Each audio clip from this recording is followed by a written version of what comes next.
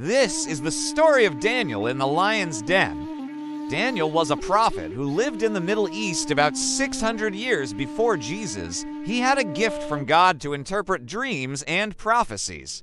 One day, King Darius of Persia had a dream he couldn't understand, so he called for Daniel to interpret it.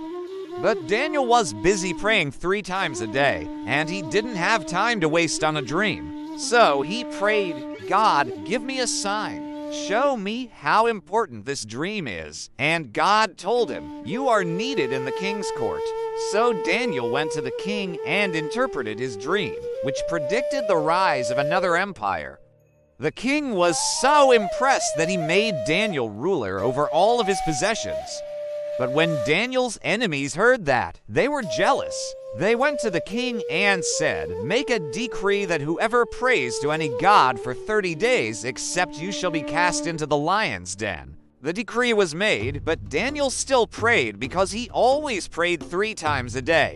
So Daniel was cast into the lion's den, but because the king liked Daniel a lot that he could not sleep. But Daniel kept praying, and the lions just stared at him in amazement because he wasn't afraid.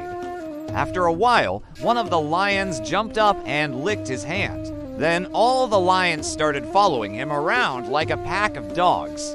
When the king came to check on Daniel, he saw all the lions gathered around him, and they were all wagging their tails. The king was amazed, and he realized that Daniel's God was real. And so he gave Daniel even more power and made him ruler over his entire kingdom.